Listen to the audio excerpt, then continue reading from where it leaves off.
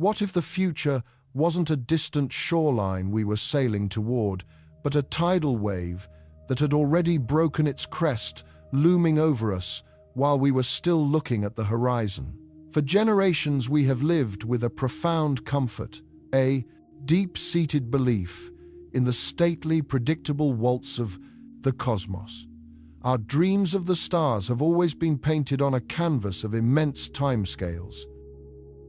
We sent golden records on trajectories that would take 40,000 years to graze another star system. A message from a species that was patient, a species that could wait.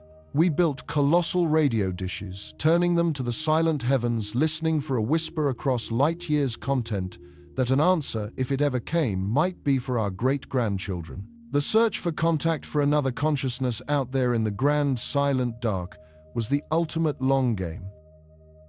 It was a cathedral we were building stone by stone, knowing we would never live to see its spires completed. Our probes, our mathematics, our very imagination, all were calibrated to the slow, majestic, and seemingly eternal rhythm of the void. We looked to the future as a destination, a fixed point in the distance, something we approached with deliberate, measured steps. Our story, we believed, would unfold across millennia, a slow blossoming of understanding among the stars. We were the children of a quiet neighborhood in a sprawling galactic city, peering over the fence, hoping to one day meet our neighbors. We catalogued our own celestial backyard with a kind of familial diligence. We named the asteroids that crossed our path. We charted the comets. On their long, elliptical journeys, we grew comfortable with the cast of characters in our solar system's grand play. Every new discovery slotted neatly into our established models. A Kuiper Belt object here, a rogue planet wandering the interstellar void there. Each was a fascinating new piece of a puzzle we were slowly, methodically solving.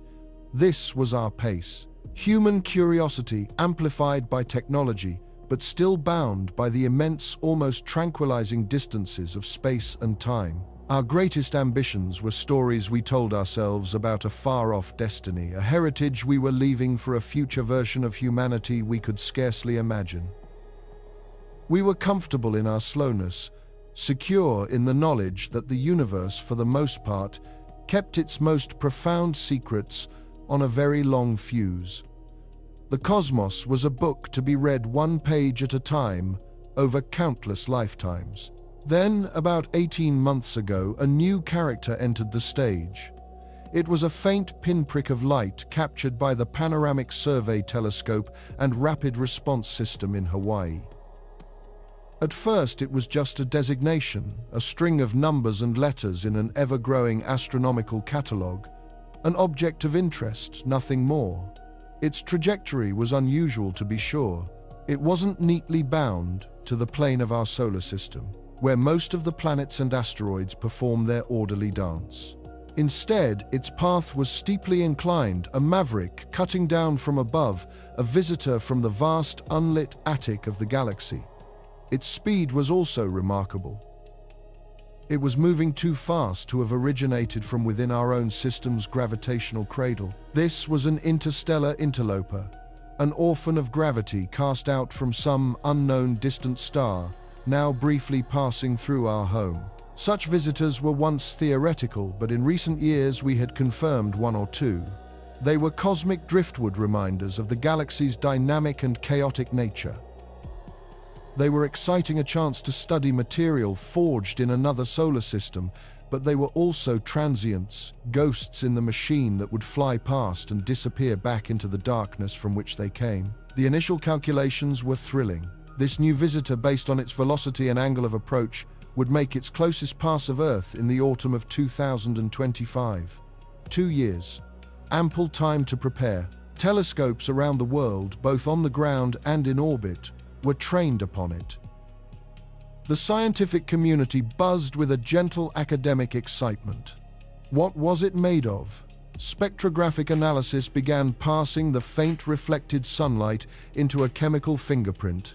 Was it a rocky body, an asteroid blasted from its home world? Or was it an icy wanderer, a comet from a star system far away? The data that trickled in was ambiguous, almost coy.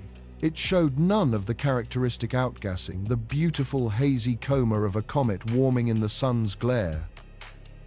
Yet its surface reflectivity, its albedo, was strangely non-uniform.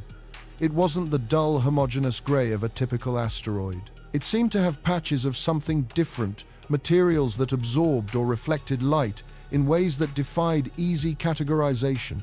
It was, for lack of a better term, a puzzle.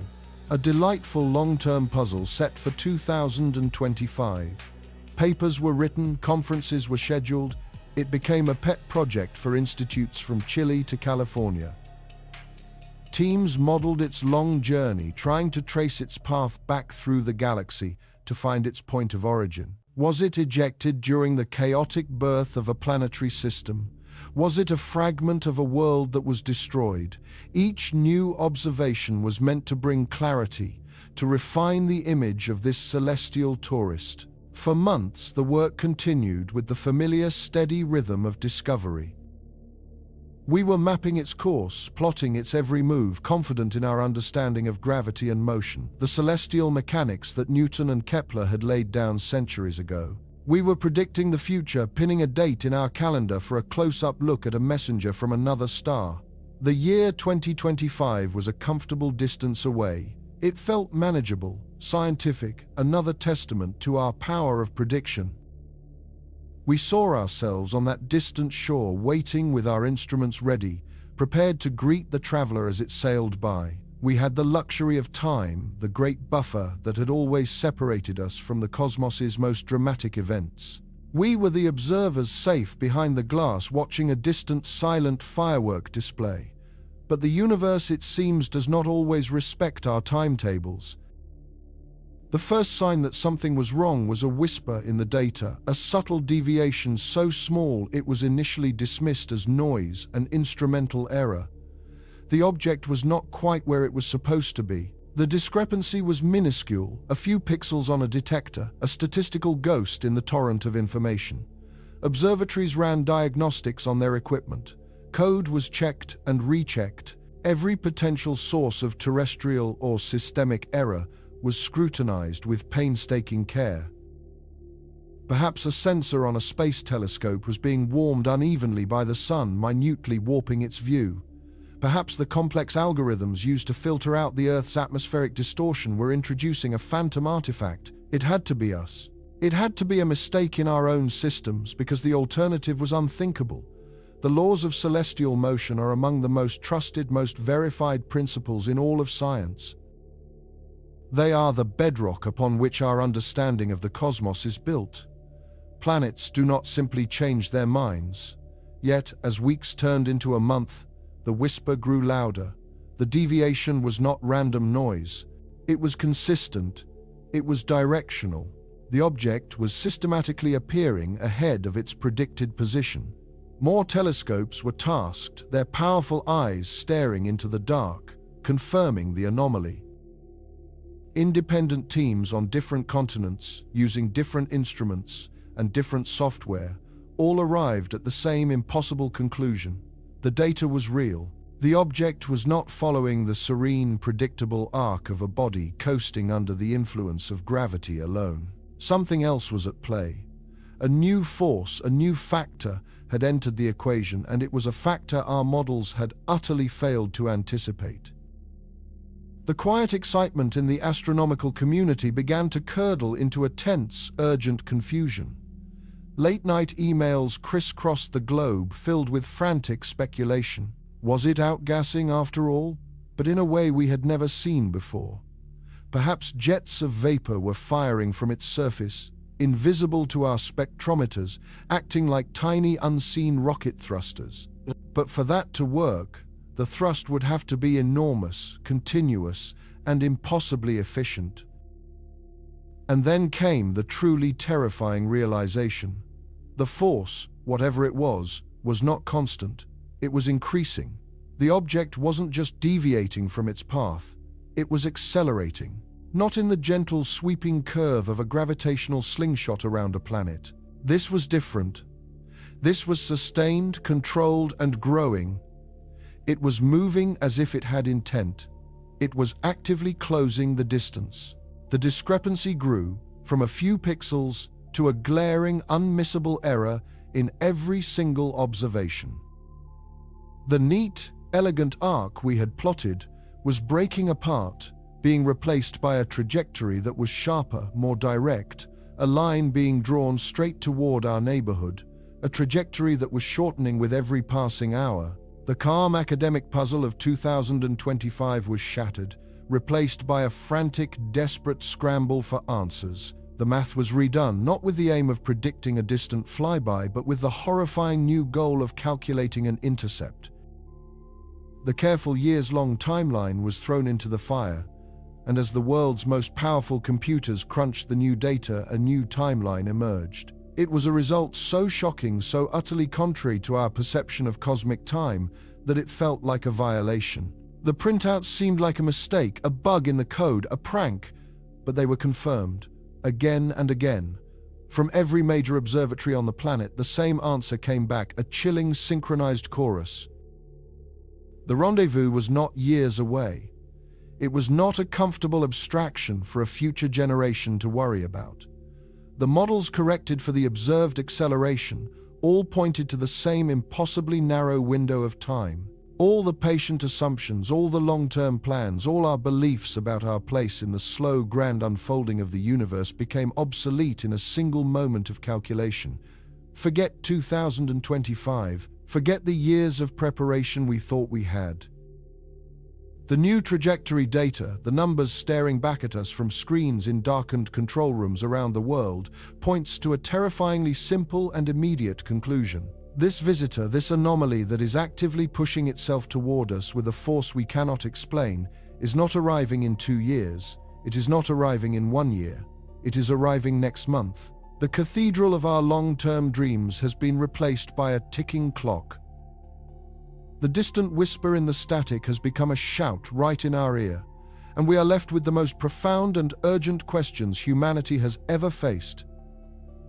What is this cosmic visitor that defies the known laws of physics? What is the nature of the engine that drives it? And the most important question of all, a question that changes everything we thought we knew about our place in the universe. Why, after a journey of millions of years through the silent darkness, is it suddenly in such a hurry to meet us? The future is no longer a destination. It is an imminent arrival. There is a protocol for everything in science. A procedure for discovery, a checklist for the unknown, a meticulously crafted series of steps designed to insulate the profound from the profane, the signal from the noise. For generations, we have aimed our instruments at the heavens, listening for a whisper in the static, a deliberate pattern in the cosmic chaos. It has been a vigil of breathtaking patience, a long and lonely watch kept by a species desperate to hear a voice answer its own. The Great Silence, as we came to call it, was the universe's deafening reply. It was a silence so complete, so pervasive, that it became a kind of finding in itself, a fundamental constant of our existence. But we are a restless people, and our tools grew ever more powerful. We learned that listening was not enough. We had to learn to see. The old vigil of the radio dishes, those lonely ears cupped toward the void, gave way to a new era of observation, a panoptic gaze of unprecedented scale. On a barren peak in Chile, under skies so clear they seem like polished obsidian, the Vera Sea, Rubin Observatory began its legacy survey. It was not listening. It was watching with a voracious 3 billion pixel eye. Every few nights, its gaze would sweep the entire visible southern sky, drinking in a torrent of light and information so vast it could fill a library's worth of books in a single minute. This wasn't a search for a single targeted beacon. This was a colossal act of celestial cartography, an attempt to map everything that moved, changed, or flickered in the dark. Its mission was to create the greatest motion picture ever produced, a decade-long film of the dynamic universe, catching anything that deviated from the norm. It was hunting for anomalies on an industrial scale. Further out drifting in the silent stable Lagrange point, Beyond the moon, our golden eye, the James Webb Space Telescope, peered into the deepest infrared, seeing the faint heat of the universe's dawn. It was built to see the first galaxies igniting, to taste the atmospheres of worlds orbiting other suns, searching for the telltale chemical fingerprints of life. Together, these sentinels of glass and steel formed a planetary defense system, not against asteroids, but against ignorance. They were supported by a global network, an alliance of observatories from Hawaii to the Canary Islands, from the South African Karoo to the Australian outback, all connected by rivers of data flowing into supercomputing centers that hummed with the ceaseless effort of analysis. This was humanity's grand apparatus of discovery, an extension of our senses reaching out across light years, and we had protocols. When the automated systems of the Rubin Observatory flagged a transient object, a point of light that wasn't there the night before, a cascade of events would be triggered. First, the algorithm would check its position against trillions of catalogued objects known asteroids, distant Kuiper Belt wanderers, variable stars, even the glint of our own myriad satellites.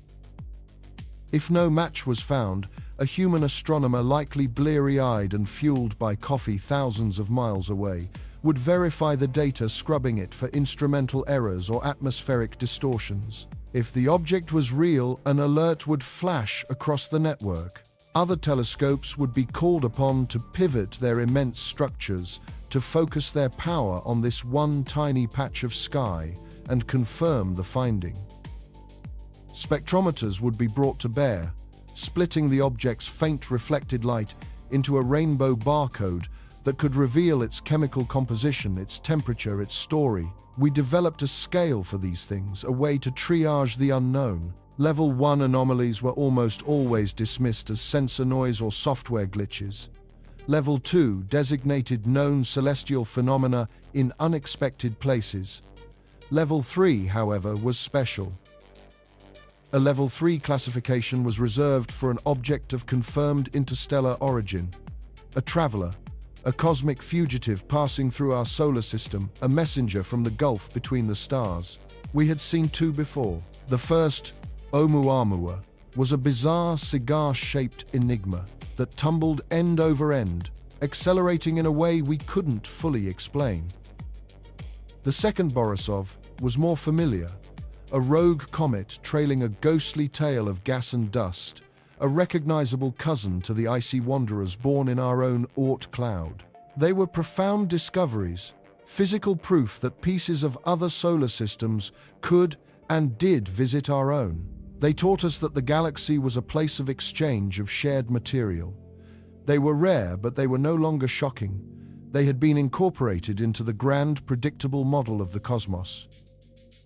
The public, for its part, remained captivated by the search, but in a very specific way. You've seen the headlines, the breathless articles fueled by each new JWST image of a swirling nebula, each announcement of an Earth-like exoplanet hundreds of light-years away. Humanity was collectively leaning forward, waiting for the discovery of a verdant living world. We were searching for a reflection of ourselves, a second Genesis. The idea of a dead rock, no matter how exotic its origin, was a story for the science journals, not the evening news.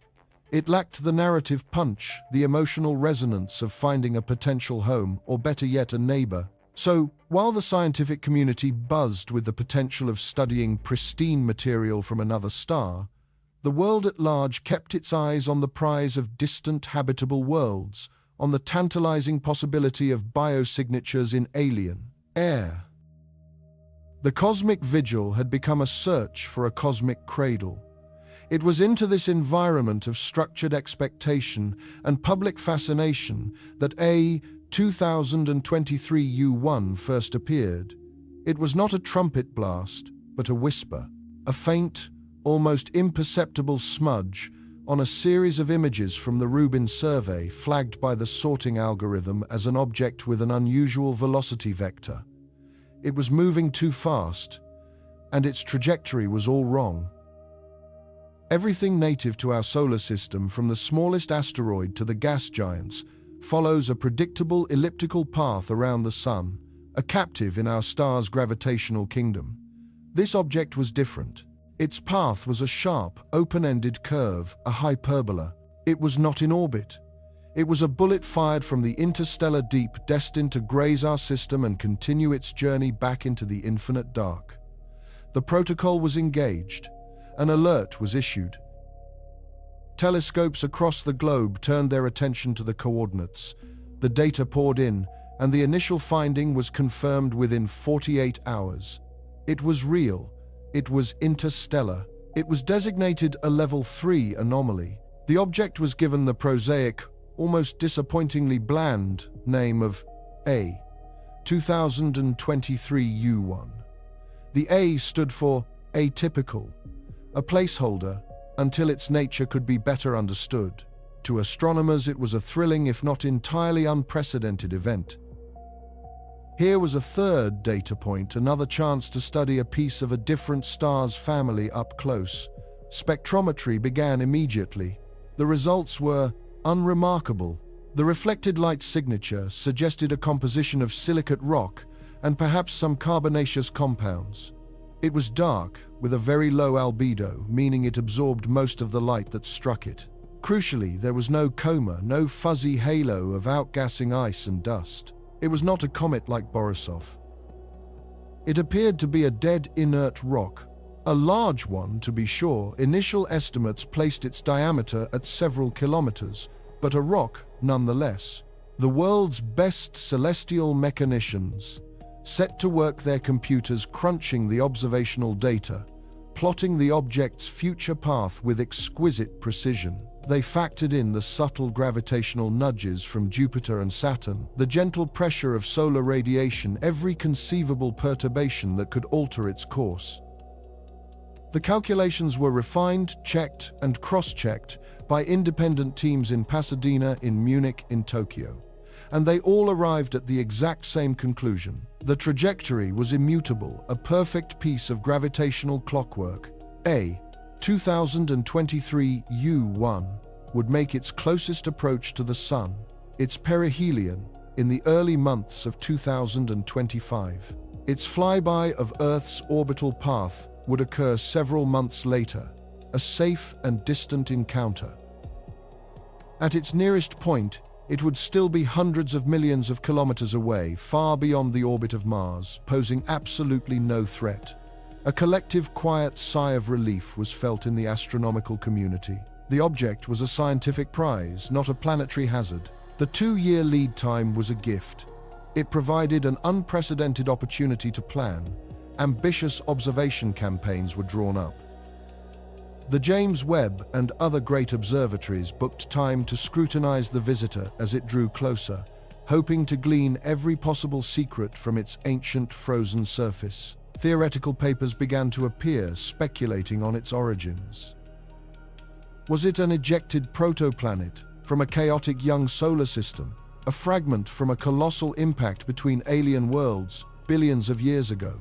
It was a fascinating puzzle, a perfectly self-contained mystery that would play out on a comfortable, manageable timescale. For the public, the story was a minor curiosity, a brief flash of interest that quickly faded. An interstellar asteroid, a distant flyby 2 years away. In a world saturated with immediate crises and constant distraction, 2025 felt like a different era. The object was a footnote, a cool piece of trivia. It was filed away in the public consciousness as another one of those abstract, far-off space events, interesting to think about for a moment before moving on. Humanity settled back into its terrestrial concerns, comfortable in the knowledge that the universe, for all its immense and terrifying scale, was still behaving as expected. The laws of physics were holding. The predictions were solid. We had seen the stranger, we had plotted its path, and we had placed it neatly on our calendar. The cosmos had delivered a curiosity, and we had put it in a box with a label and a date. But the universe rarely respects our containers. And out in the cold, silent dark, the visitor was not following the script we had so confidently written for it. And so for a time, the story of our interstellar guest was one of magnificent, predictable solitude. Its path, calculated and recalculated by a global network of observatories, was a testament to the elegant clockwork of the universe. It was a perfect gravitational trajectory, a sublime arc drawn across the canvas of space-time by the unseen hand of mass and momentum. For months, we watched it glide a silent pilgrim on a journey determined billions of years ago.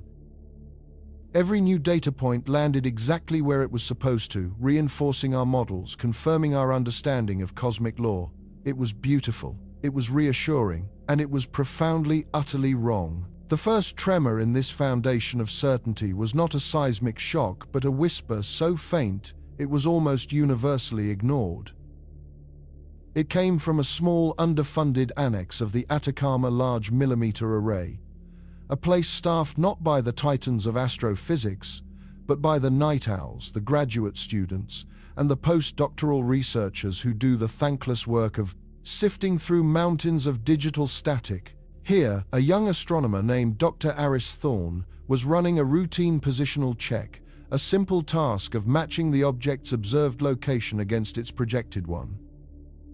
His algorithm, a fine-toothed comb designed to catch the slightest anomaly, flagged a single data packet.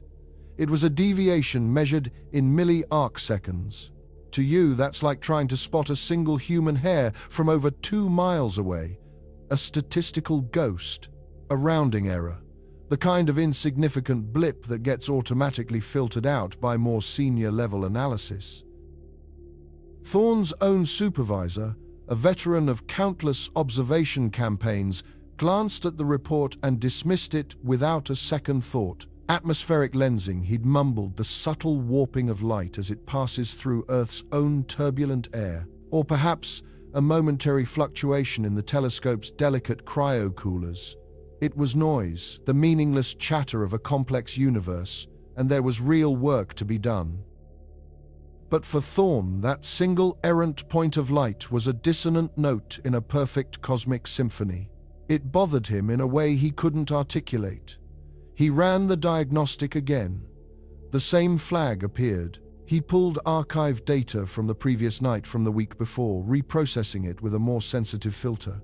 He saw nothing, and yet that single point from that one observation window remained stubbornly out of place.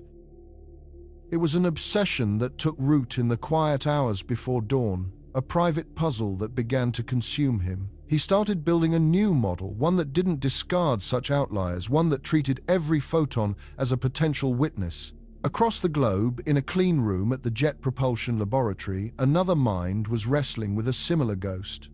Dr. Lena Petrova was not an astronomer but a celestial mechanist, a specialist in the intricate dance of orbital dynamics. Her job was to predict the future, to chart the object's course through our solar system with unparalleled precision. Her models were masterpieces of physics, factoring in the gravitational pull of not just the Sun and the planets, but of Jupiter's largest moons, the tug of the asteroid belt, even the minuscule but persistent pressure of solar radiation. Her predictions were so accurate, they were considered the gold standard. Yet for 3 consecutive weeks, her models had failed. The failure was microscopic, a cumulative error so small it was academically embarrassing but practically irrelevant. The object was consistently arriving at its checkpoints a few milliseconds early. A few milliseconds. It was nothing. A flaw in her code, perhaps. A miscalculation of the object's rotational period. She told no one, working late into the night, poring over millions of lines of code, convinced the error was her own. She was a perfectionist, and this tiny, persistent imperfection felt like a personal failure. The idea that her model was correct and the universe was wrong was not just arrogant, it was unthinkable. These 2 isolated seeds of doubt, an astronomer in Chile and a mechanist in California, were completely unaware of each other. They were 2 lone sentinels, noticing the faintest crack in a supposedly unbreakable wall. The scientific community at large remained blissfully confident. The object was behaving. The grand celestial train was running precisely on time, following a track laid down by Newton and refined by Einstein. Papers were being published, lectures delivered, all celebrating the magnificent predictability of our visitor. It was becoming a textbook example of gravitational physics in action, a tool for teaching the very laws it was in secret beginning to defy. Thorne, fueled by coffee and a growing sense of intellectual unease, decided to take a radical step. He couldn't get more telescope time to investigate a statistical ghost, so he reached out to a small consortium of amateur astronomy clubs. These were dedicated sky watchers, armed with surprisingly sophisticated equipment scattered across the planet. He sent them a simple request: observe the object at these specific times, using this exact methodology, and send him the raw, unfiltered data. He wasn't looking for a single perfect image from a billion-dollar instrument, but a flood of imperfect data from 100 different vantage points. His hope was that by layering all this noisy data together, the true signal might emerge from the static. The response was overwhelming. Data poured in from suburban backyards, remote mountaintops, and college observatories. Thorne's small office became a digital command center, his computers straining under the load of terabytes of information. He built a program to stack the observations, to average out the individual atmospheric distortions and tracking errors, to create a single high-fidelity composite image of the object's position over time. It was a painstaking, thankless process, a digital form of archaeology. For weeks, the result was a blurry confirmation of the official trajectory. The ghost, it seemed, was truly in the machine, a figment of his own overactive imagination. He was about to abandon the project to concede that his supervisor had been right all along. Then one Tuesday morning the pattern emerged. It wasn't a sudden leap or a dramatic shift. It was a drift, a slow, almost imperceptible but relentlessly consistent deviation. When plotted on a graph, the official trajectory was a perfect sweeping curve. Thorne's new data, compiled from the global efforts of amateurs, traced a line that ran parallel to it for a time and then began to pull away. The separation was minuscule, but it was growing. And it was growing in a direction that made no gravitational sense.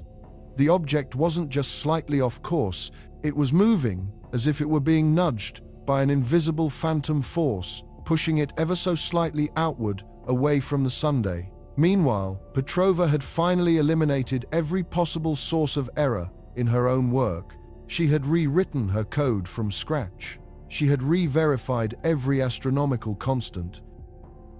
She had even factored in the gravitational influence of the Kuiper belt, a desperate measure that had no discernible effect.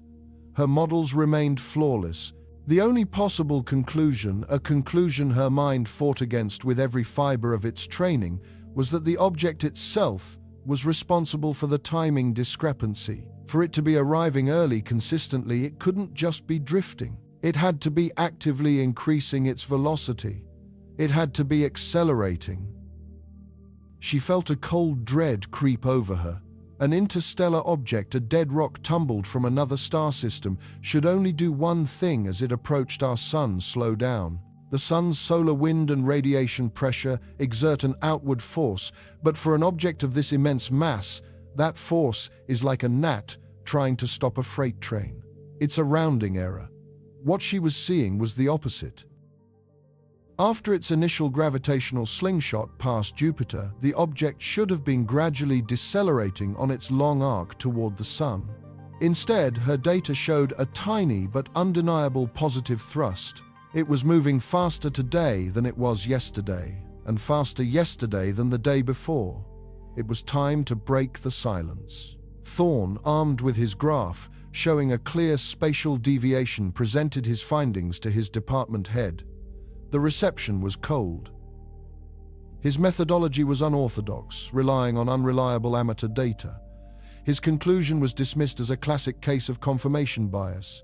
He'd gone looking for an anomaly and had manufactured one from noise. He was politely but firmly advised to focus on more promising conventional research. The dismissal was humiliating, a professional rebuke that stung more than any outright rejection. It was the system protecting itself from a radical, uncomfortable idea. The truth the establishment believed should come from pristine data captured by flagship instruments, not from a patchwork quilt of backyard observations. Petrova faced a similar wall of skepticism, though hers was more subtle. When she presented her timing data to her senior colleagues at JPL, they nodded thoughtfully and offered a dozen plausible, natural explanations.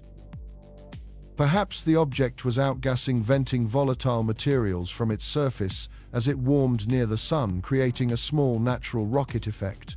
This was a known phenomenon seen in comets all the time. They tasked her with modeling this possibility to see if sublimating nitrogen or carbon monoxide ice could account for the acceleration she was seeing. It was a reasonable, logical next step. It was also a way of gently steering her away from a more fantastic conclusion. For weeks, the two scientists worked in their respective exiles, trying to make the universe conform to its own rules. Petrova built the most sophisticated outgassing model ever conceived. She simulated jets erupting from every possible angle, with every conceivable chemical composition, but the numbers wouldn't cooperate. To achieve the observed acceleration, the object would have to be expelling a colossal amount of material, a plume of gas and dust so vast it would be easily visible to every telescope on Earth. Yet the object remained a single inert point of light. It was not a comet. It was a clean, silent rock. The outgassing theory, the last refuge of natural physics, was a complete and total dead end. Thorne, in his Chilean outpost, took a different approach. He had been accused of finding a signal in the noise. So he would prove the signal was real. He began a meticulous cross-referencing campaign, pulling public data from the European Southern Observatory, from Hubble's archives, from every major instrument that had ever pointed at the object. He was looking for the same ghostly signature he'd found buried in the margins of error of their own official measurements. It was an audacious move, effectively using the establishment's own data to challenge its conclusions. He found it. Buried deep within the error bars, ignored and filtered out, was the same tiny outward drift. The whisper was there in every single dataset. It had been there all along. The turning point came when a colleague of Petrova's, intrigued by her stubborn refusal to let the problem go, discreetly sent her Thorne's controversial unpublished paper. As Petrova read it, she felt the hairs on her arms stand up. Thorne's spatial deviation, his object drifting outward, was a perfect physical match for her temporal deviation, her object speeding up. They were two sides of the same impossible coin. One had charted the where, the other had measured the when. Put them together and you no longer had a curious anomaly. You had a confirmed, undeniable, and utterly inexplicable act of propulsion. They connected via a secured video link, two strangers separated by a hemisphere, united by a terrifying discovery. As they shared their data, the full picture snapped into focus with chilling clarity. The object's acceleration wasn't erratic like a sputtering cometary jet. It was smooth, constant, and controlled. The trajectory wasn't just deviating. It was being intelligently corrected. It was as if a celestial helmsman was gently, precisely nudging the tiller, guiding the immense object onto a new, deliberate course. Every law of physics as we understood it screamed that this was impossible. A dead, inert wanderer from interstellar space does not simply change its mind. It does not fire engines it does not possess. The quiet academic mystery had now morphed into a profound and unsettling enigma. This was no longer about instrument errors or statistical ghosts. The data, cross-referenced and verified from dozens of independent sources, was screaming a single coherent message. Our visitor was not a passive traveler subject to the grand and impersonal laws of gravity. It was an active agent. It was in control of its own destiny. And as they plotted the new trajectory, the smooth accelerating curve that their combined data now made plain, a far more immediate horror began to dawn. The old models, the ones that predicted a safe, distant flyby in 2025, were now obsolete. They were artifacts of a more innocent time. The new line on the graph didn't just drift, it bent. It was bending inward, correcting its course, bleeding off the immense velocity from its interstellar journey, with an efficiency that defied explanation. The arc was tightening, becoming less of a sweeping flyby and more of a targeted approach. This was not a random course change. This was a braking maneuver.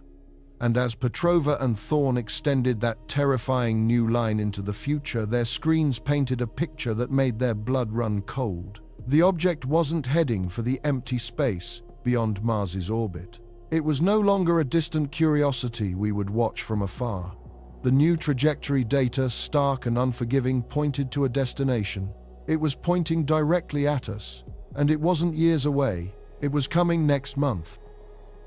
And so the debate had reached its fever pitch. A furious, whispered war waged in the encrypted channels, connecting the world's greatest minds. For weeks, the anomaly had been a ghost in the machine, a set of confounding numbers that refused to obey the sacred laws of celestial mechanics. It was a smudge on the lens of our understanding, a riddle written in the language of light and gravity that we could not solve.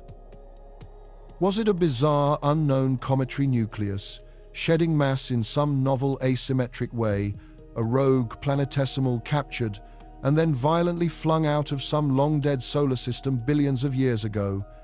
Every theory, no matter how exotic, was placed upon the altar of peer review, and every theory was found wanting. The skepticism was a necessary shield, the last line of defense, against a conclusion so profound, so paradigm-shattering, that the human mind instinctively recoiled from it. But the time for debate, for the comfortable safety of academic argument, was rapidly coming to an end. The sky was not waiting for our consensus. Across the planet, a silent, coordinated command was given. It was a final, desperate appeal to the truth, a unified demand for clarity. From the bone-dry air of the Atacama Desert in Chile, the colossal mirrors of the Very Large Telescope swung in unison, their 4 crystalline eyes, each over 8 meters wide, staring into the abyss like a quartet of silent gods. High atop the sacred volcano of Mauna Kea in Hawaii, the twin Keck telescopes joined the vigil, their advanced adaptive optics piercing the shimmering veil of Earth's atmosphere to capture an image of impossible sharpness. In the Canary Islands, the Gran Telescopio Canarias, the largest single-aperture optical telescope on Earth, ceased its study of distant galaxies and focused its immense light-gathering power on the single, unassuming point of light that now held the undivided attention of our species. They were joined by radio dishes in Australia, South Africa, and New Mexico, their metal ears tilted to the heavens, listening for the faintest whisper from the void. But our terrestrial eyes were no longer enough. The call went out further to our sentinels in the dark. The James Webb Space Telescope, a golden honeycomb adrift at a lonely Lagrange point a million miles from home, pivoted its magnificent mirror. It abandoned its cosmic archaeology, its search for the universe's first dawn, to gaze upon this intruder in our own cosmic backyard. Joining it was the Hyperion, a next-generation deep space probe.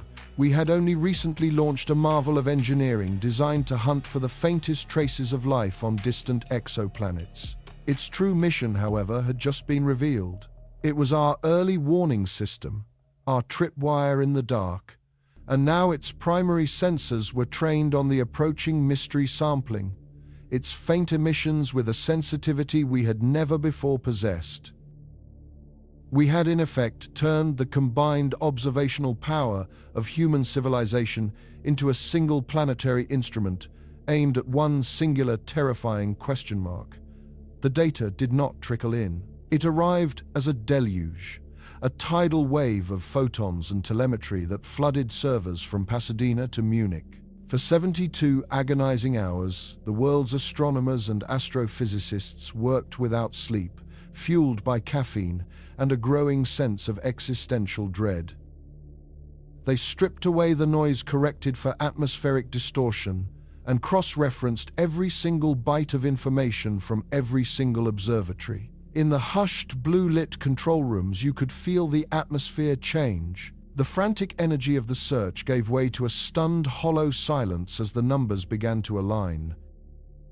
The disparate streams of observation collected from mountain peaks and the vacuum of space were flowing together, merging into one single, inexorable and horrifying river of truth. The first pillar of our denial, to crumble, was the trajectory. The acceleration was not just real, it was increasing. The object was not merely drifting off course, nudged by some unseen gravitational anomaly or outgassing vent. It was actively, precisely, and unmistakably changing its vector. The data from Webb, free from atmospheric interference, was the killing blow to any lingering doubt. It showed a path that defied natural explanation, a gentle, continuous, and controlled burn. It was as if some unseen engine had been ignited, a ghost flame burning without fuel in the vacuum, pushing the traveler off the grand, predictable highways of gravity and onto a direct, calculated intercept course. The models on the supercomputers, which had once struggled to predict its path, now projected its future with chilling accuracy. Every new plot point, every fresh measurement, landed exactly where the new unbelievable propulsion model said it would. It was navigating, it was steering, it was coming for us.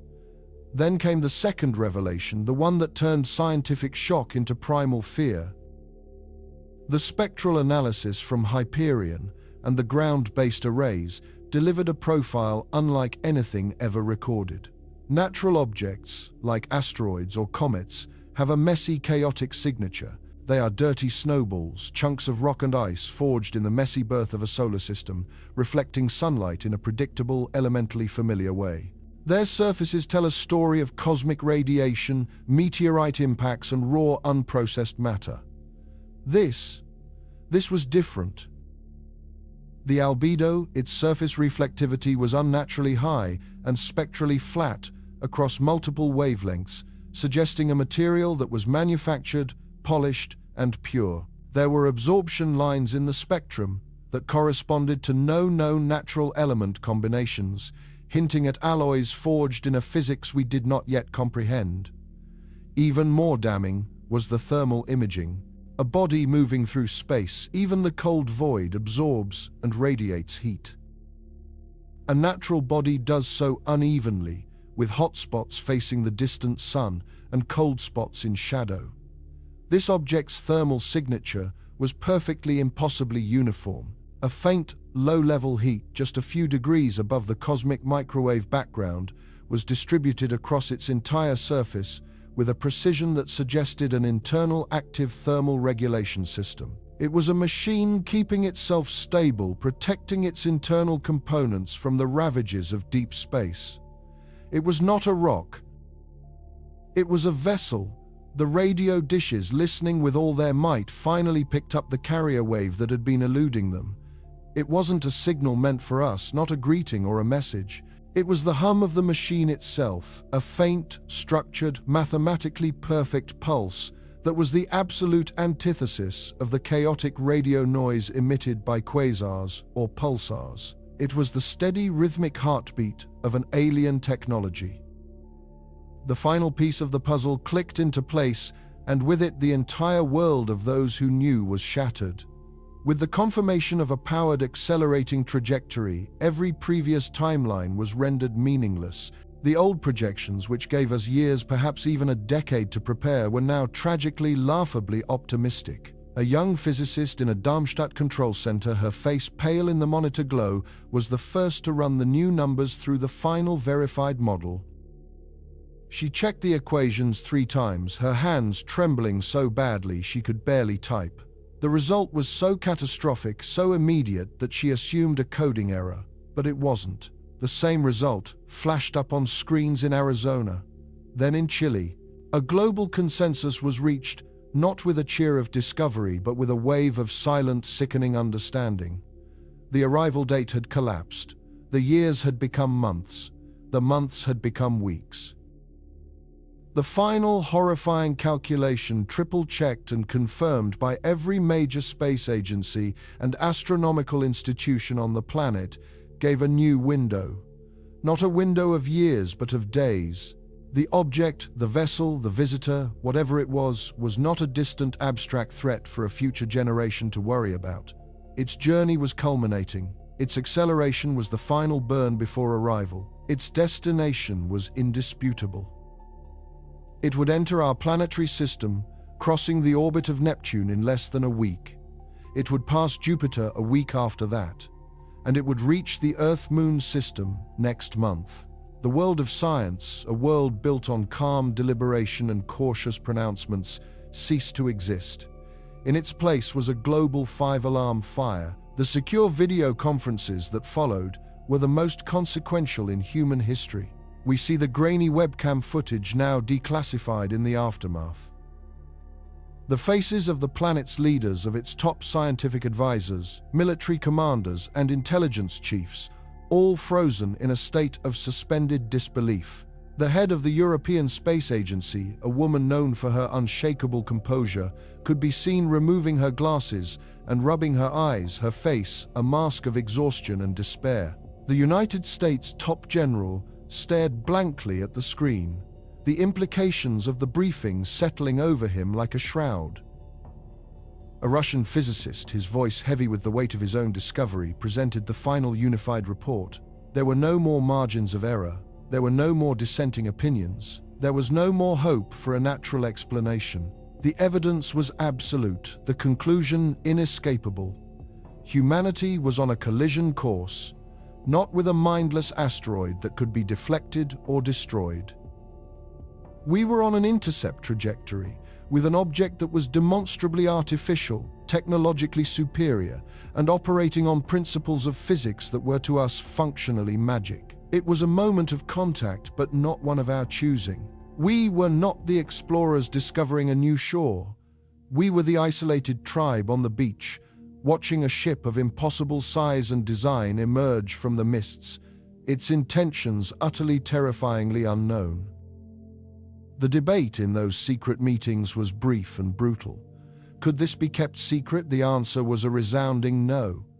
Within 2 weeks, the object would be bright enough to be seen with high-end amateur telescopes. Within 3, it might be visible to the naked eye.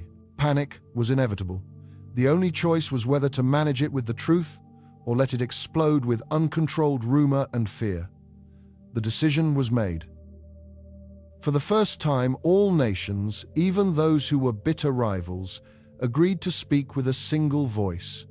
A joint global announcement was prepared.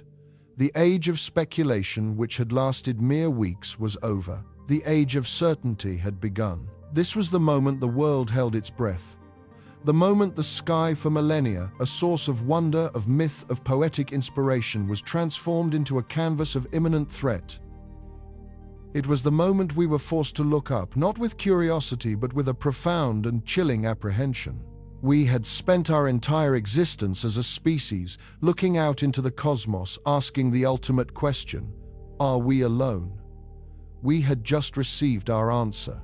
The answer was no. And they were almost here. The carefully prepared statements were released. The news alerts flashed across billions of screens, and the calm, authoritative voice of a unified global council delivered the verdict. Humanity was no longer the sole protagonist of its own story. A new character was about to enter the stage, one whose script we could not read and whose motives we could not fathom. The confirmation was not an ending, but the terrifying beginning of our true final act. It was the official, irreversible announcement that our species, after 250,000 years of splendid isolation, would have company in just a few short weeks. The object was coming. And as we stared at the data, at the cold, hard numbers that sealed our fate, we were forced to confront the 2 questions that now eclipsed all others. Not what is it, and when will it arrive, for we now knew. The questions that would define the next 30 days and perhaps the rest of human history were terrifyingly simple. Who are they, and what do they want? And so the initial deafening silence, that global moment of shared digital shock, shattered into a billion frantic shards of action. The knowledge, once a guarded secret humming in the servers of a select few, was now ablaze across the planet's consciousness, an indelible headline burned onto the human retina. Its trajectory was no longer a matter for academic debate or late-night speculation. It was a fixed point in our immediate future, an appointment set not by us but for us. The great silent traveler from the void was coming home to a house it had never known, and we, its startled inhabitants, began the desperate, chaotic process of getting ready for a guest who might be a god, a ghost, or an exterminator. There was no longer time for disbelief, only for the cold, hard currency of preparation. The world, in a single convulsive spasm, had pivoted on its axis, turning its collective face not toward the sun but toward the onrushing dark. In the clean rooms and data cathedrals of the world's space agencies, the very concept of sleep became a relic of a former age. At the Jet Propulsion Laboratory, at the European Space Operations Center, in the hushed mission controls of Roscosmos and the CNSA, a new unified civilization was being forged in the crucible of adrenaline and caffeine. These were no longer just observatories. They were humanity's forward listening posts, our sensory organs pressed against the cold glass of infinity, trying to comprehend the incomprehensible. The teams, once international rivals in a slow, stately race for discovery, had merged into a single sleepless organism, a global brain straining to solve the ultimate cosmic equation. Their faces, illuminated by the ghostly glow of data streams, were masks of exhaustion and sublime terror. The faces of people who had been tasked with reading the mind of a star-faring intelligence, using nothing but the faintest of whispers. Their first and most desperate task was to dissect the signal. For weeks, it had been a source of maddening ambiguity, a faint rhythmic pulse buried deep within the electromagnetic noise of the cosmos. Now, as the object drew nearer, the signal grew in strength, its subtleties emerging from the static like the features of a face resolving out of a fog. But it was no language we could recognize. It lacked the mathematical purity of the Arecibo message, the deliberate patterned logic of a greeting card. Instead, it was a tapestry of immense complexity, a layered polyphonic hum that some compared to the biological symphony of a whale song, and others to the intricate overlapping diagnostics of a machine talking to itself. Teams of cryptographers, linguists, and even composers were brought in, working in shifts to attack the problem from every conceivable angle. Was the carrier wave the message? Or was there something encoded within its modulation? Was this a conscious broadcast? Or were we merely eavesdropping on the leakage from a cosmic engine, the equivalent of hearing a distant hum and trying to deduce the entire blueprint of a power station? The frustration was monumental, a psychological grind that wore scientists down to their raw nerves. For every promising pattern, they isolated a dozen more would dissolve into randomness upon closer inspection. They were like archaeologists trying to translate a dead language with only a single fragmented stone, but a stone that was also screaming toward them at 50 kilometers per second. This was not a conversation. It was an interrogation under duress. The signal was a lock, and they believed the survival of their species might depend on finding the right key before the locksmith arrived at the door. Every failed attempt, every null hypothesis, echoed in the silent control rooms like a ticking clock, another minute of humanity's precious dwindling preparation time, lost forever to the void. The pressure was immense, a crushing weight of expectation from a world that looked to them for answers they simply did not have. Parallel to the codebreakers, the physicists and astronomers were engaged in an equally frantic quest to understand the physical nature of the traveler itself. Spectrographic analysis, now clearer than ever, yielded confounding results. The object's hull, or whatever, passed for a surface, was made of a material that defied easy classification. It absorbed and reflected light in a way that suggested a crystalline metallic lattice, but with an atomic structure far more complex and orderly than anything forged in the heart of a star or synthesized in a laboratory on Earth. It was impossibly strong, impossibly light, and seemed to possess properties that bordered on the paradoxical. It was as one lead scientist muttered in a moment of unguarded awe, as if someone had managed to weave space-time itself into a solid fabric. This was not a craft built from elements on our periodic table. It was assembled from a chemistry we had not yet dreamed of. This strangeness of its composition fueled the central polarizing debate that now raged within the scientific community, a schism that split labs and friendships down the middle. On one side were the proponents of the derelict theory. They argued that the object was ancient, a ghost ship sailing the cosmic ocean on the momentum of a long-dead civilization.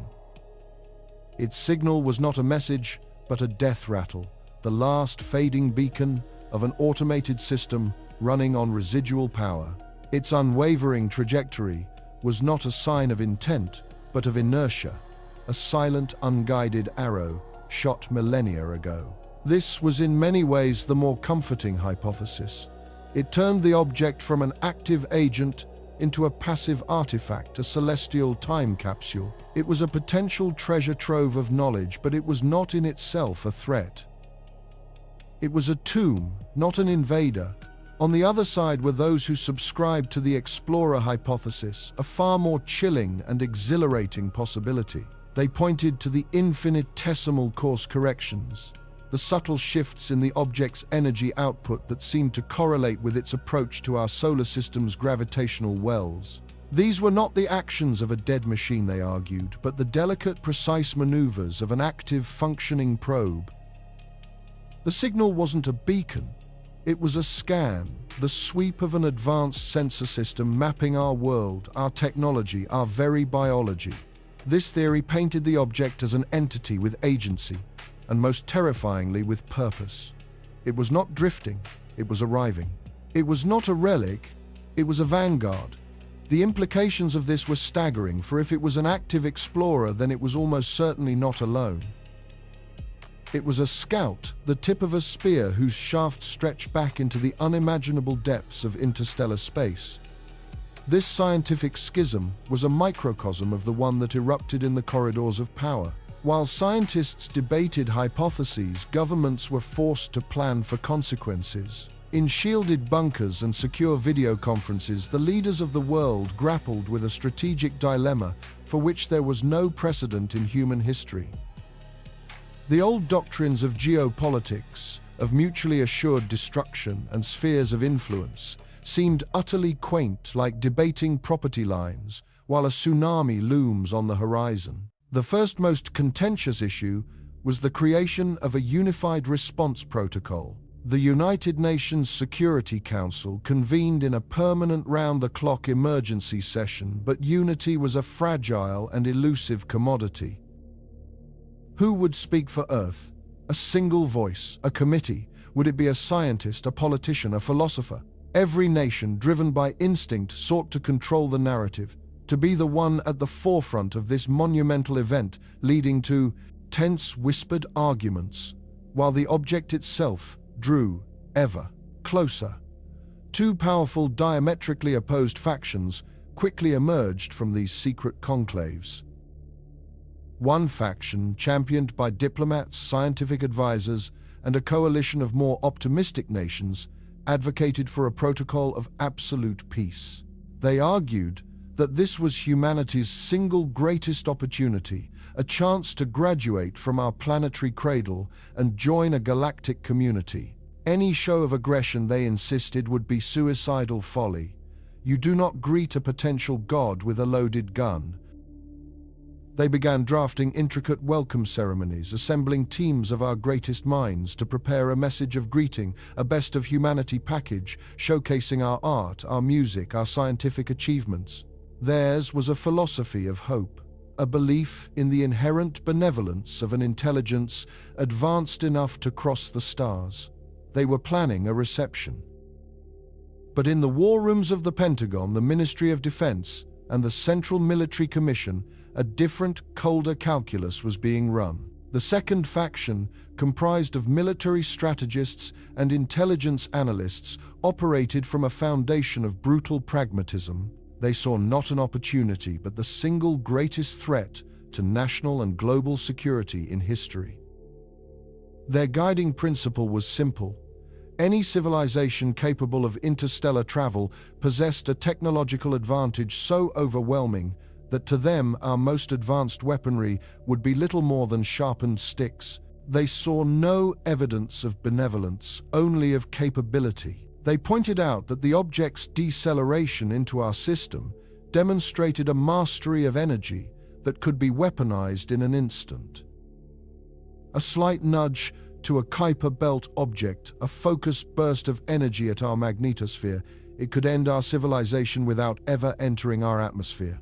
These strategists worked in deep classified silos, gaming out scenarios that were the stuff of nightmares. They advocated for moving global defense grids to their highest alert status.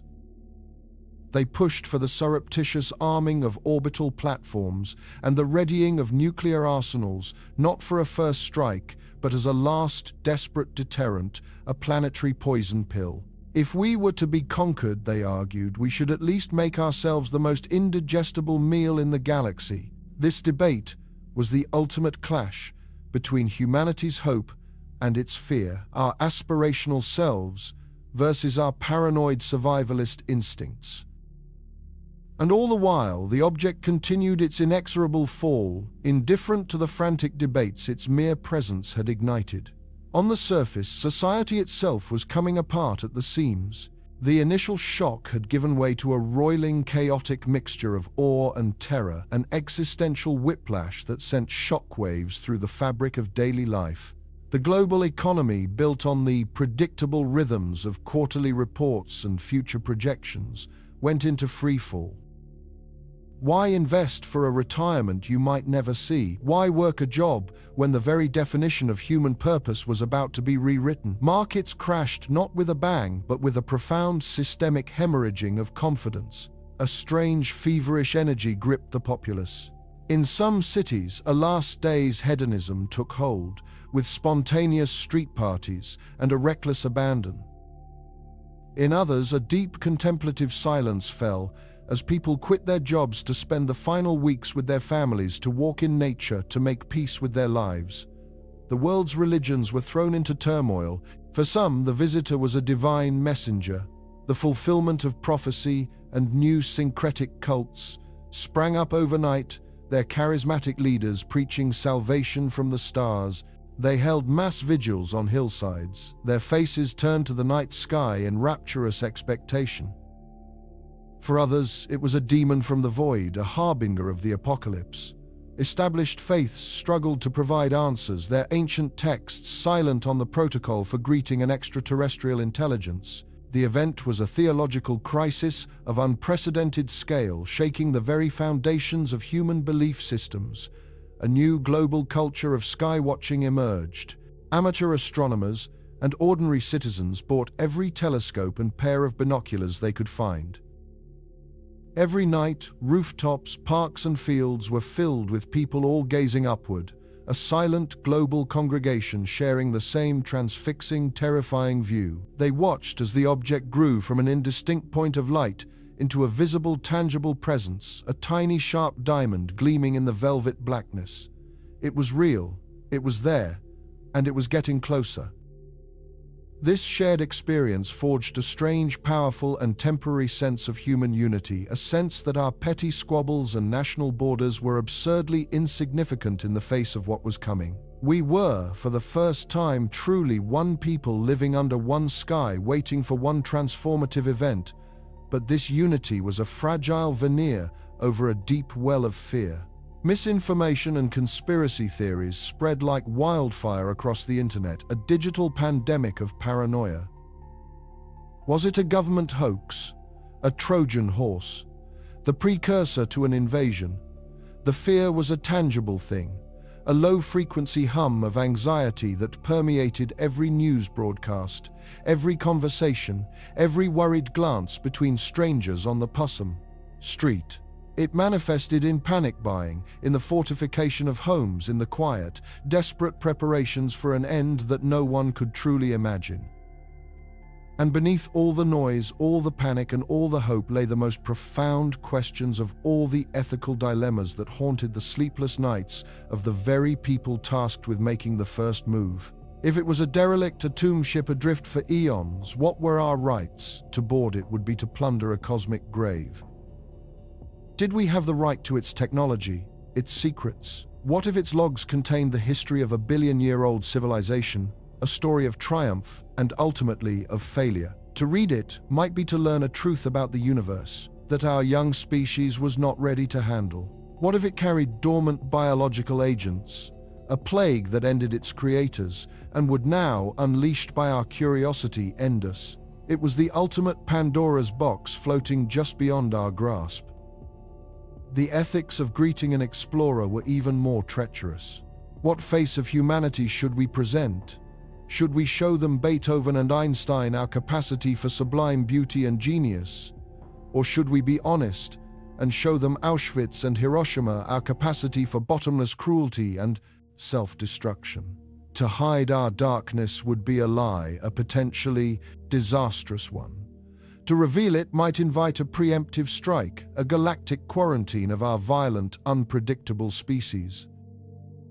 Do we tell them of our gods, our wars, our fleeting, fragile loves? We had to author a reply to a letter we had not yet read on behalf of a species that could not even agree on how to govern itself. The burden was crushing. We were being asked to speak for every human who had ever lived and everyone who would ever be born, and we had only one chance to get it right. As the final week began, the debate became agonizingly real. The object, now visible to the naked eye as a fiercely bright, unblinking star, did something that rendered many of these arguments moot. It wasn't a dramatic change, nothing to startle the casual observer. But to the thousands of scientists who had every instrument on Earth trained upon it, it was a thunderclap. A tiny, almost imperceptible plume of energy, a whisper of thrust, gently, precisely altered its final approach vector. The change was minuscule, but its meaning was monumental.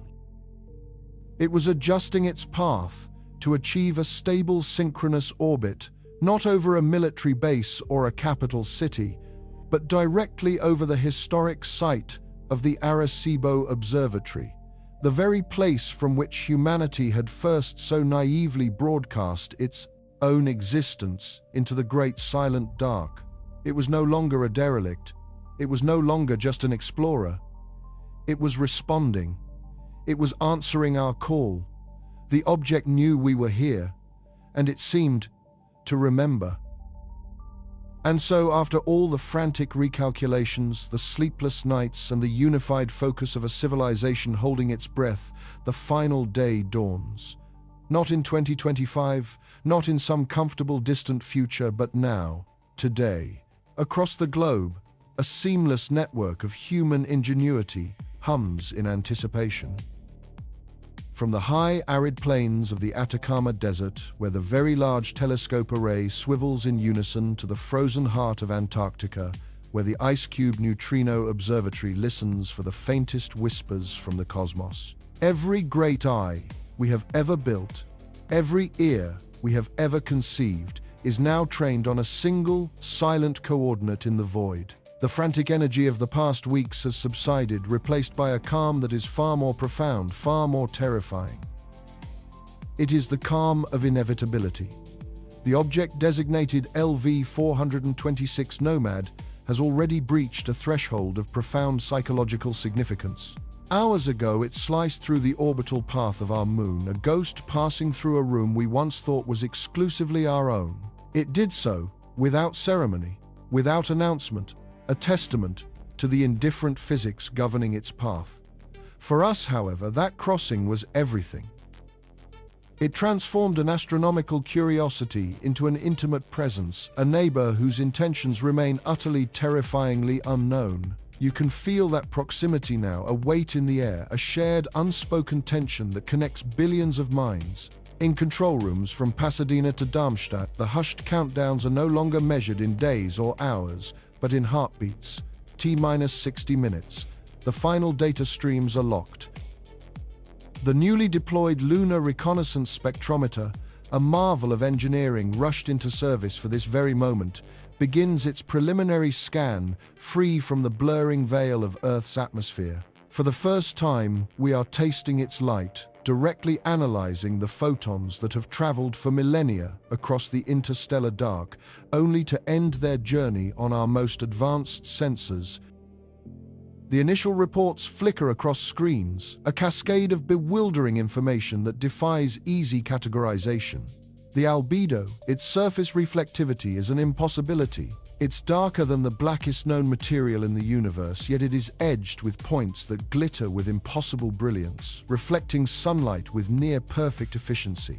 It is a paradox, made manifest an object that is both absorbing all light and reflecting it perfectly. Physicists stare their life's work, their elegant models reduced to inadequate scribbles in the face of this reality. A natural object, a rogue planet or a comet, would have a surface scarred by eons of micrometeorite impacts, a dusty, chaotic regolith that scatters light in predictable ways. This is different. The light curves are not random. They are coherent, structured, almost rhythmic. As the object rotates, it doesn't just vary in brightness.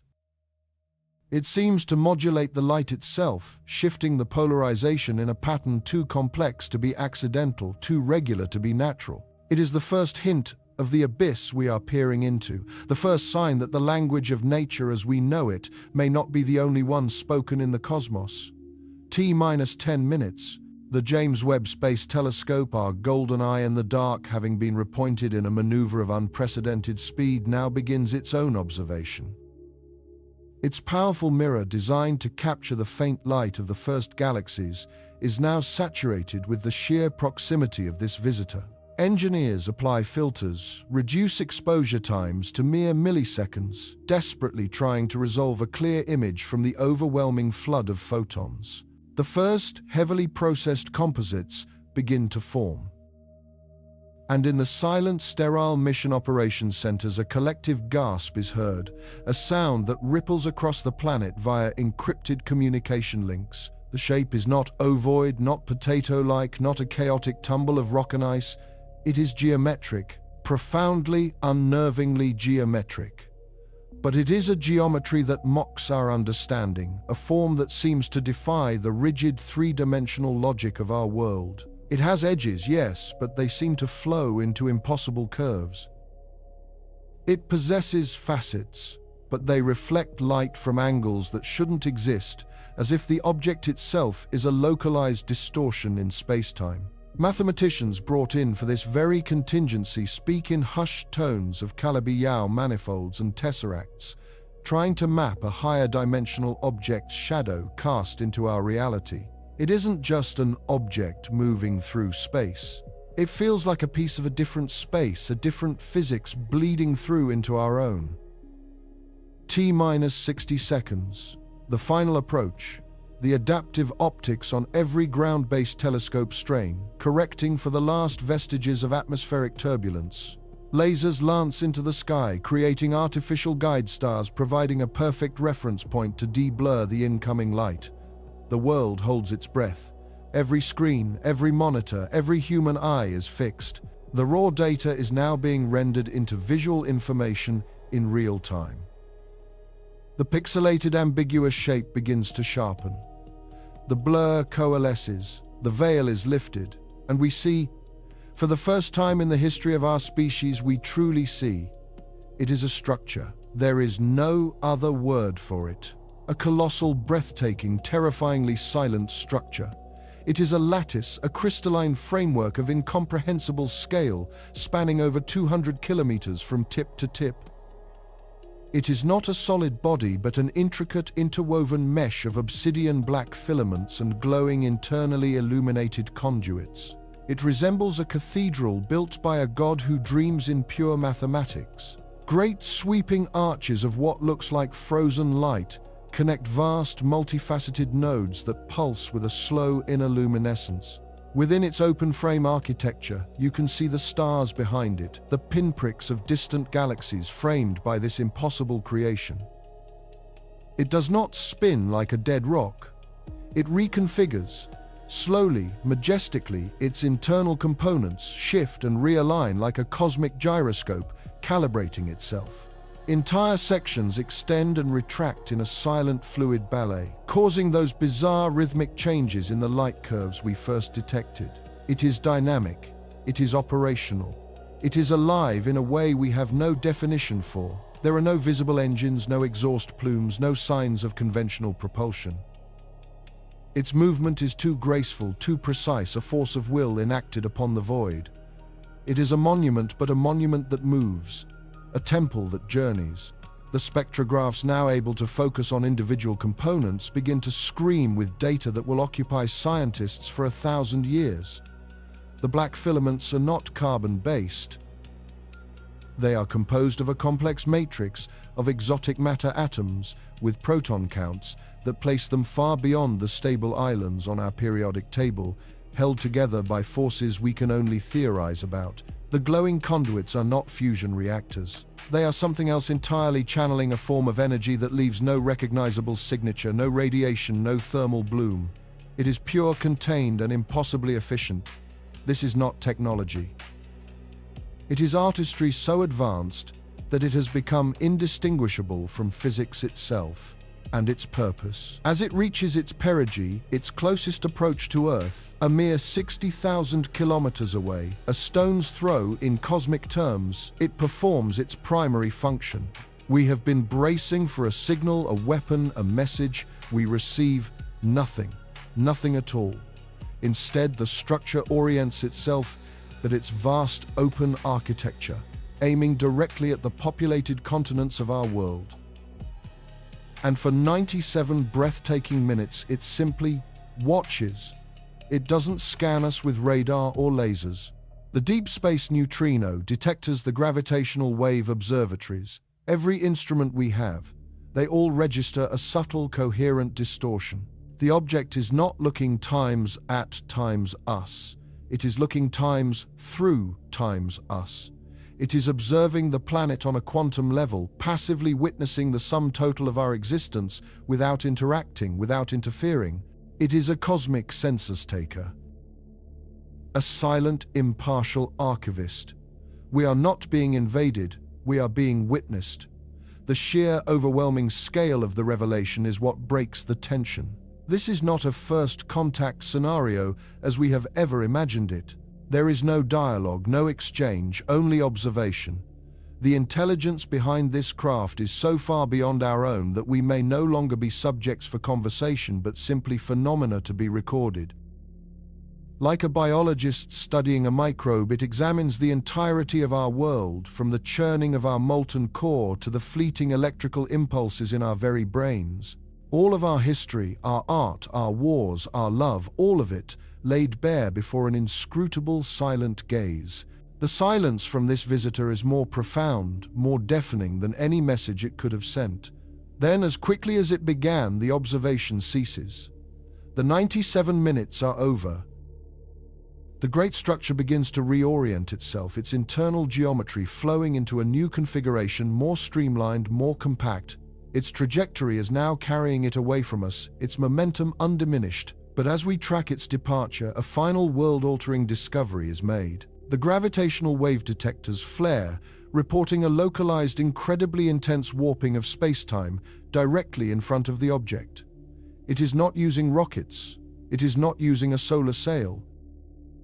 It is bending the fabric of the universe to its will. It is contracting space in front of it and expanding it behind, generating its own personal gravity wave to ride across the cosmos. We are witnessing for the first time a functioning warp drive, a technology we thought was the stuff of science fiction deployed with the casual grace of a bird taking flight. It accelerates not with a violent burst, but with a serene, inexorable climb toward the infinite. Within hours, it is once again a point of light, Within days, it will be beyond the reach of our most powerful telescopes, its journey continuing towards some unknown star, some other destination in its endless, silent pilgrimage. It leaves in its wake a changed planet, a changed species. In the control rooms there is no cheering, no celebration. There is only a deep, profound, soul-shaking silence. The awe is too great, the implications too vast. We have our answer. We are not alone. But the answer is so much larger, so much more complex and humbling than we could have ever dared to imagine. The visitor was not hostile. It was not benevolent. It was merely there, a silent testament to a universe more ancient, more intelligent, and more mysterious than we ever knew. Humanity has just been given its true place in the cosmos. We are not the pinnacle of creation. We are not even a significant power. We are a point of interest, a fleeting spectacle, a brief entry in the logbook of a silent, starfaring god. The conversation that has defined our civilization for centuries is over. The question is no longer are we alone. The new question, the only question that now matters, is infinitely more daunting. Given what we now know, what do we do next undefined? And so the argument ends. Not with a whisper, but with the silent, thunderous weight of certainty.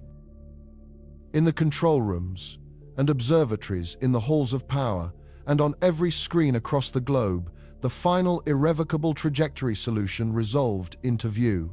A line drawn through space-time, originating from the interstellar dark and ending here, with us, next month. The frantic, desperate hope for a miscalculation, for a gravitational anomaly, for some yet unknown celestial mechanic that would nudge the visitor onto a safer, more distant path, evaporated in the cold, hard light of unified data. The models run and rerun by 1,000 independent teams now sang in horrifying perfect harmony. There would be no near miss. There would be no flyby. There would be an arrival. The time for debate was over. The time for preparation, a frantic global scramble for understanding, had begun. What followed was a silence unlike any in human history. It was a planetary quiet, a collective intake of breath held by 8 billion souls staring at the same inescapable truth. For generations, we had shouted our existence into the cosmic void, a lonely monologue cast into an apparently empty theater. We sent plaques and golden records, mathematics and music, all predicated on the assumption of an unimaginable gulf of time and space, separating any potential sender from any potential receiver. Our messages were gestures of hope, time capsules, for a future we could not envision. We never, in our wildest philosophies, truly prepared for a reply, to arrive not in a millennium, but in a month. We never prepared for the messenger to deliver the reply in person. That single, terrifying, exhilarating fact has acted as a fulcrum upon which the entire world has pivoted. The journey of this object from a faint, anomalous flicker in the Kuiper Belt to an undeniable inbound emissary is now over. But our journey, the journey of a species abruptly awakened, has just begun. The history of humanity will forever be divided into two distinct epochs: the time before we knew, and the endless, uncertain, electrifying time that is the after. The first casualty of this new era was our certainty. Our physics, so elegant and so painstakingly assembled over centuries, was not wrong, but it was revealed to be profoundly, shockingly incomplete. The object did not coast. It moved with intention, executing minute, non-ballistic adjustments that defied any known form of propulsion. There were no visible plumes of propellant, no detectable electromagnetic wake, no thermal signature consistent with any engine we could conceive. It was a ghost in the machine of celestial mechanics, a gravitational phantom obeying laws we had yet to write. The energy required for its deceleration, a gradual but steady braking from its interstellar velocity, was calculated to be greater than the entire annual energy output of our Sun. This wasn't a technological gap, it was a chasm, a fundamental divide in the understanding of reality itself. In response, a revolution ignited overnight. Theoretical physicists, once confined to the esoteric realms of string theory and quantum foam, were thrust onto the world stage, their whiteboards becoming humanity's last best hope. Laboratories, dedicated to warp metrics and vacuum energy once considered fringe science, received effectively unlimited funding. A frantic global synthesis began a desperate attempt to build a bridge of understanding across that impossible chasm to find the theoretical underpinnings for the reality we were now observing firsthand. The revelations from its composition were no less seismic. Spectrographic analysis, growing terrifyingly precise as the object drew closer, painted a picture of an impossible material. The alloy or metacrystal, or whatever it truly is, displayed properties that violate the known rules of chemistry and material science. It is an isotope of an element that should not be stable bonded in a crystalline lattice that should collapse under its own quantum stresses. It possesses a tensile strength that makes carbon nanotubes look like brittle thread, and an ability to absorb and nullify radiation that seems to mock the laws of thermodynamics. Our probes, sent on their frantic interception courses, reported that the surface is impossibly smooth, lacking the microscopic pitting from eons of interstellar dust. It suggests a form of active shielding, an energy field that is to our most advanced materials what steel is to mud. This discovery alone sent a shockwave through every field of engineering. The promise of such a material, the ability to build structures that could withstand the heart of a star or shield against the fury of a supernova, represented a new Bible for technological advancement. We were like ancient alchemists being shown a completed periodic table. We could see the result, but the foundational magic that created it remained an agonizing mystery. We are now in a race, not against an enemy, but against our own ignorance, to decipher the physics that allows such a creation to exist.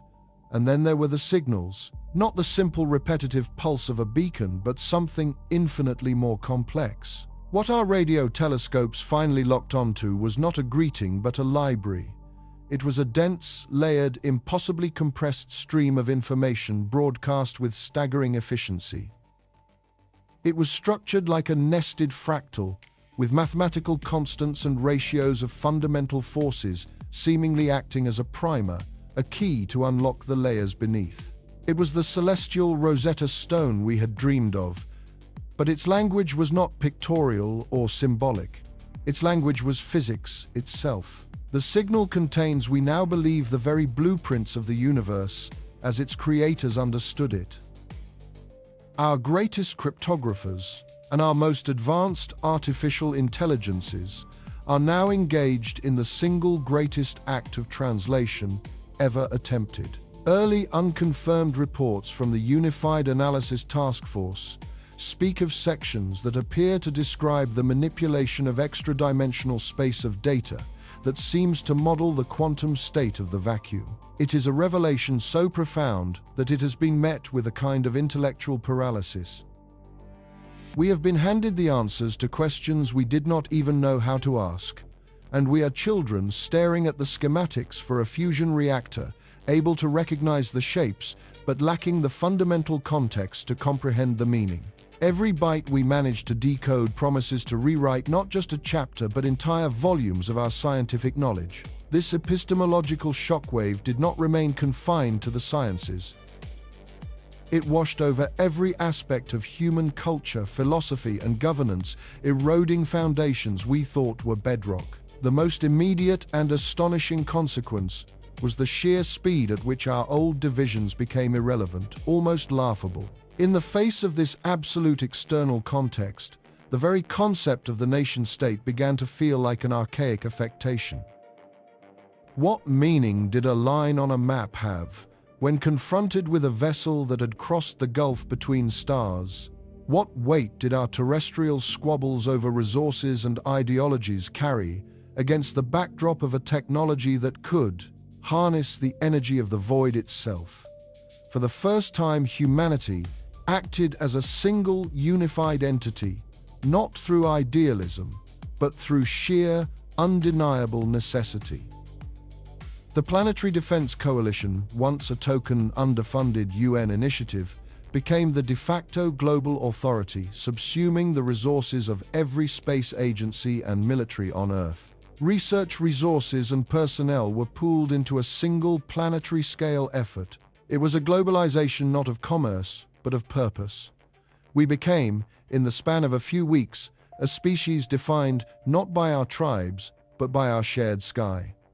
This newfound unity brought with it a profound philosophical crisis. Every religion, every system of belief, every story we have ever told ourselves about our own significance was forced into a moment of radical re-evaluation. The great anthropocentric lie, the comforting fiction that we are the pinnacle of creation, the central protagonists of the cosmic drama died. It did not die violently but quietly, with the sad, simple resignation of a child realizing the world is infinitely larger and more complex than their own backyard. We were not the first. We are demonstrably not the most advanced. This realization was not for most a cause for despair, but for a strange and overwhelming sense of liberation. It freed us from the terrible burden of cosmic solitude and the hubris of being the universe's only thinking inhabitants. We were no longer a lonely miracle, but part of a continuum, a single, perhaps unremarkable branch on a vast cosmic tree of life. This has sparked a renaissance in the arts and humanities as our creators grapple with this new reality. New music is being written filled with a sense of both celestial grandeur and human humility. New philosophies are emerging, attempting to define our purpose not as masters of our world, but as new members of a galactic community we are not yet equipped to join. We are asking different questions now. The quest is no longer for meaning in isolation, but for our role within a populated cosmos. We now stand on a precipice, looking out not at an empty void, but at a frontier that has been proven to be inhabited. The object's arrival has irrevocably altered our species' trajectory. Before, our push into space was a matter of curiosity and long-term survival, a project for future generations. Now it has become an immediate, desperate imperative. We must learn, we must catch up. We must understand the science that brought this visitor to our doorstep, because that same science is the key to our own future among the stars. The solar system is no longer a backyard to be explored at our leisure. It is our training ground, the essential first step in a journey we must now undertake. Plans for lunar bases and Martian colonies, once relegated to decades-long roadmaps, have been accelerated with a wartime urgency. The technologies derived from studying the visitor, the breakthroughs in energy materials and propulsion that will undoubtedly come, will not just improve life on Earth. They will be the very tools that carry us off it. Our entire industrial and scientific might is being reforged, hammered into the shape of a new singular ambition to become a spacefaring species. The questions that drove us for centuries have been answered. We are not alone. Life is not unique to Earth. Intelligence is not our sole province. But these answers, as monumental as they are, have only served to unlock a Pandora's box of new, more profound and more urgent questions. Who are they? A single ancient civilization, or one of countless starfaring cultures? Are they explorers, cartographers, or something else entirely? Is their arrival a deliberate act of contact, or is our solar system merely a convenient waypoint on a journey to a destination we cannot comprehend?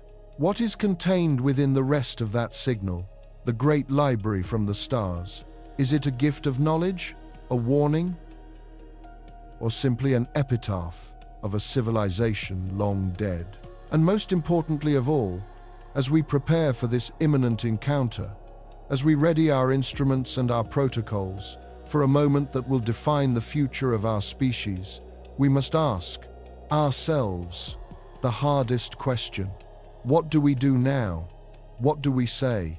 How does a species that has only just learned it is not alone introduce itself to the landlord? We do not know the answers. We are standing on the shore of the cosmic ocean and the tide is coming in. All we know for certain is that we will not face it as Americans or Chinese or Russians or any of our former smaller selves. We will face it together as Terrans, a fledgling species blinking in the sudden brilliant light of a dawn we never knew was coming, ready to take our first uncertain step into a larger world.